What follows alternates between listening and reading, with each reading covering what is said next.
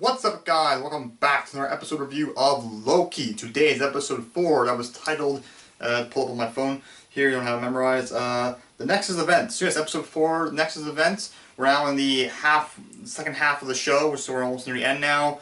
Of course, actually, this is coming out late because this episode came out literally last week. Time of me recording this, episode 5 came out today. I was on vacation when this episode came out, so yeah, I couldn't review it then, so I couldn't see it, so I'm doing it now, you know what I mean. So I'm gonna try and get these out as quickly as I can with the film episode 5 review immediately after this. So yeah, I'm gonna try and go quick on this review because we need to get these done. But yeah, so episode 4 I thought was much better than the last episode. The last episode I said I was particularly not a fan of. This is much better in very many ways. I forget what I rated the last episode. So I would probably rate this higher than the last episode, but there was still some part that wasn't that interesting, but it was still much better. I mean, maybe I don't know. I'm not sure I would say a favorite. Probably not my favorite episode, but much better in many ways. So the TVA find Loki and Sylvie. They find them in that disaster through some branch of timeline. We're not really sure how that happened, but they rescue them, of course. And a series of things happen. They keep Sylvie locked up for later stuff. The Timekeepers, and also.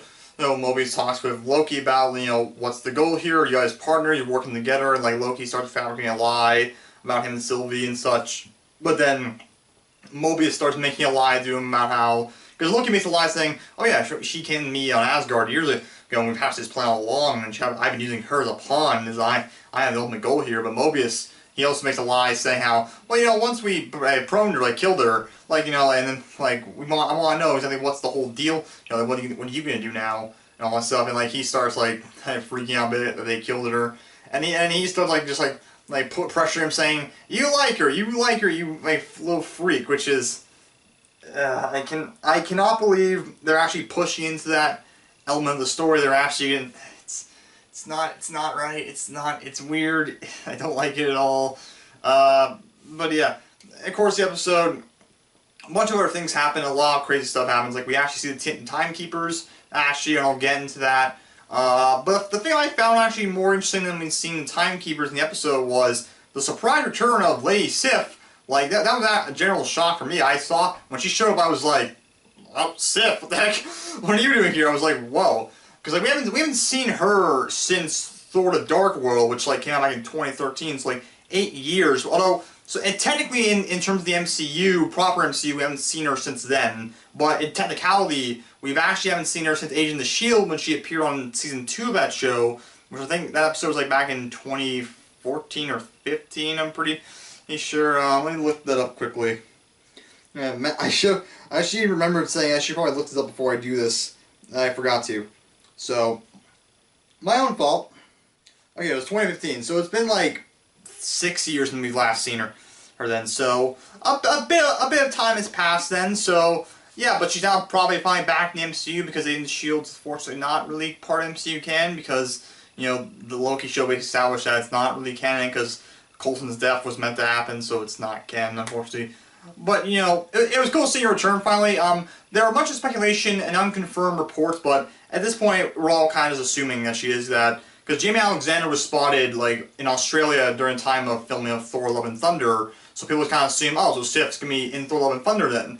And she definitely is, I think, at this point. If she appeared in this show, I feel we're definitely going to see Sif then in Thor: Love and Thunder, which will be awesome. Now, granted, of course, this isn't the real Sif, it's just an imagination version, not imagination, it's a replication, what's the word am I looking for? God damn it. It's an illusion version, that's what I'm looking for. An illusion of the character where they just trap, until they need Loki to question him and stuff, they just send him in this dungeon kind of room, a jail cell where basically they have a repeat of a bad memory where he had cut off a bit of Sif's hair and it pissed her off, so she went to quickly beat him up, and then said how you'll always be alone and stuff. And essentially, they weren't going to let him out until, he finally admits that he's bad and he sucks and that he's just a dick a lot. He was a dick a lot of time back then, all that kind of stuff. But it was cool seeing Sif again.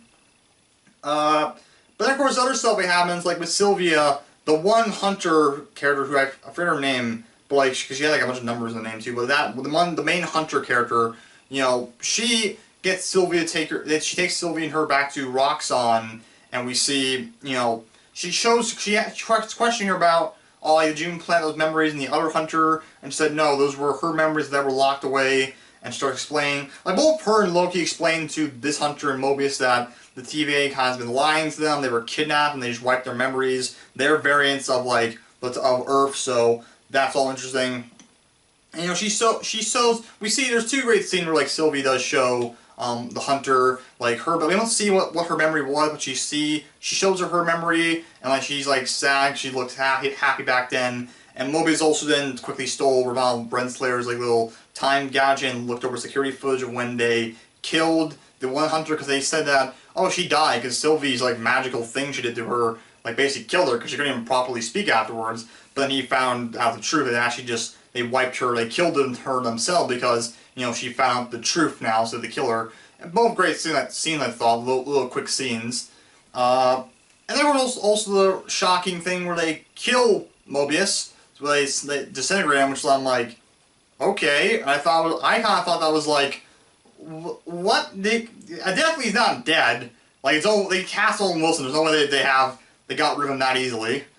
And then of course also the episode, it ends with Loki and Sylvie. They're taking Ravana Renslayer. Oh yeah, Ravana. We see in a quick origin story, not origin, a history to what happened. How Sylvia came to be as a variant.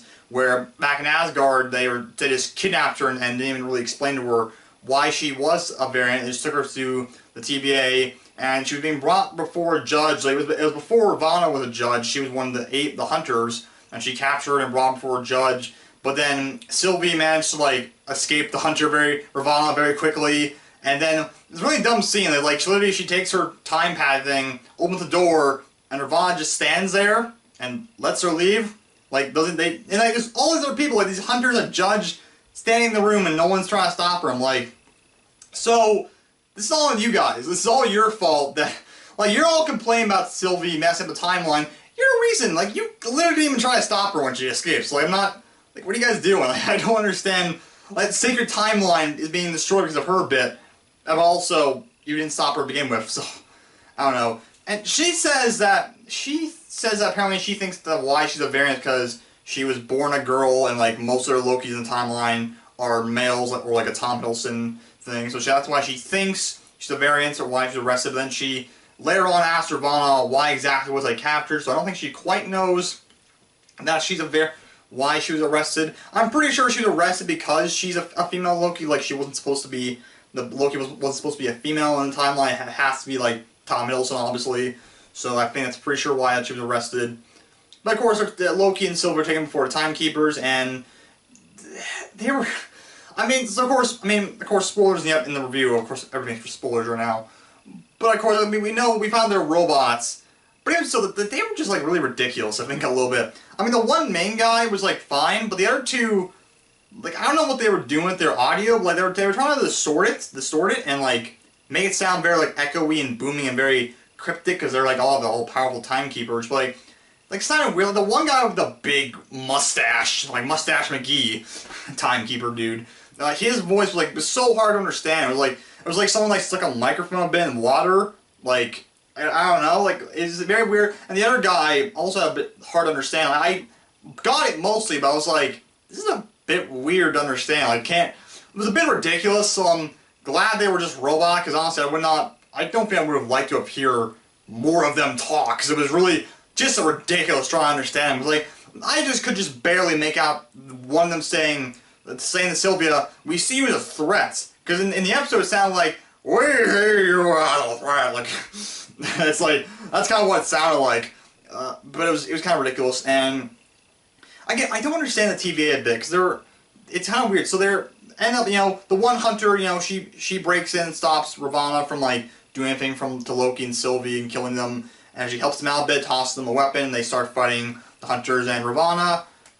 But it's weird because they all have their staff things that have a little prong thing that will erase them, but almost none of them use them during the fight. Literally just they knock each other out or stab, and no one tries doing that. They don't do that to Loki or Sylvie. I'm why?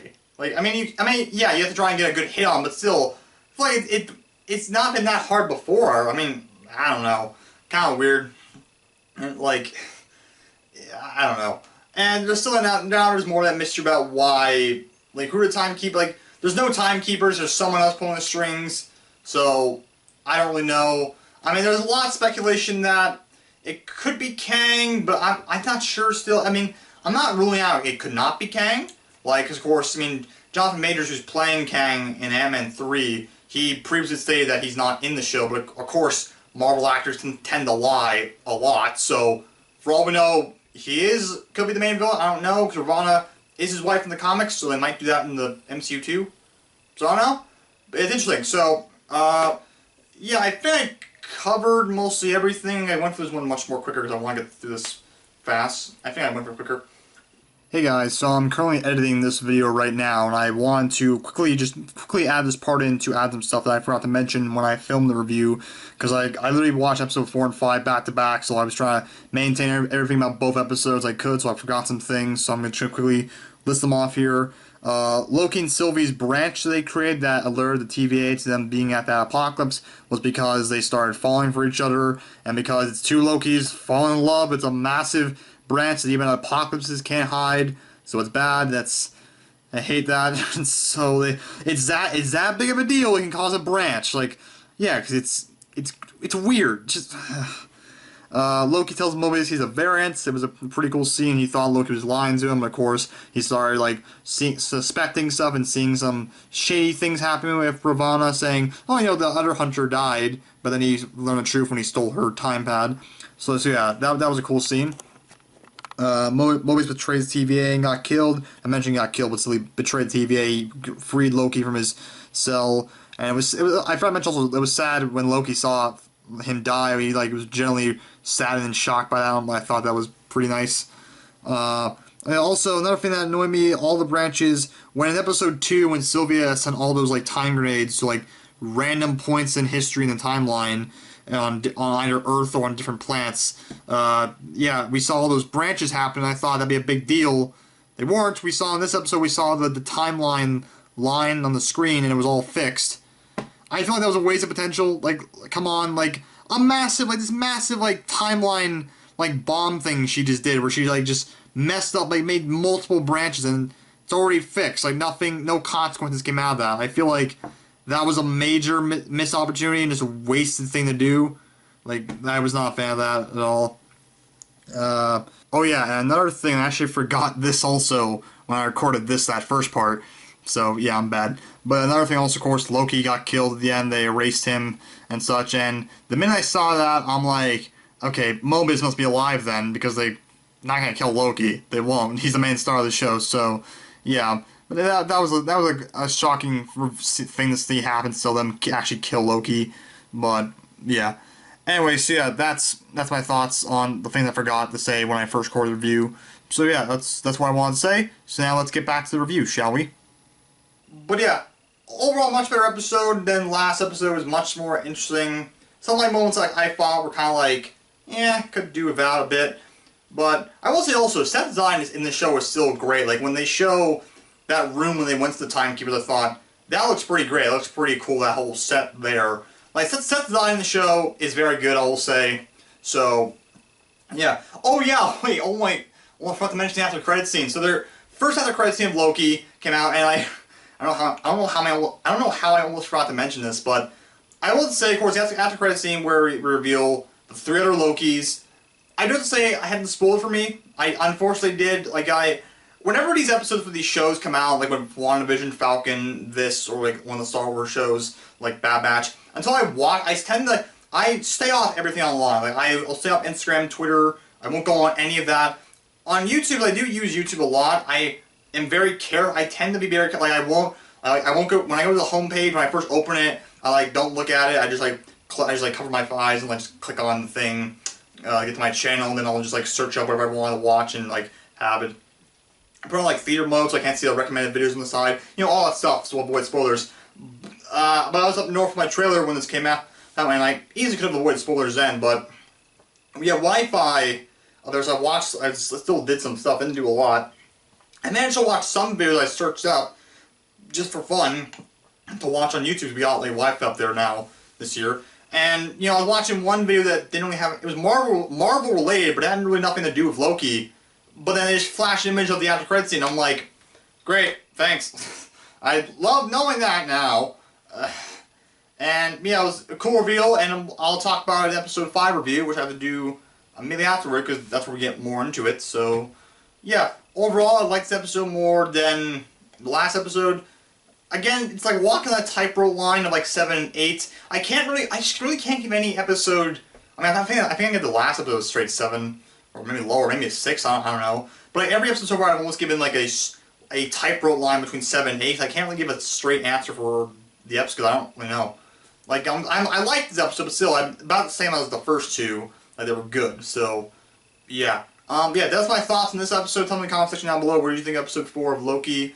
And yeah, I'll see y'all later for my episode 5 review, which should be out also on the same day as this. So yeah, I'll see you guys all later. So yeah, I'll see you for next review. Yeah, so yeah, see y'all later. Goodbye. Hey, if you liked that video, guess what? YouTube put out a video just for you on the left. Or, if you want to take my advice, watch the most recent video on the right. Thanks for watching.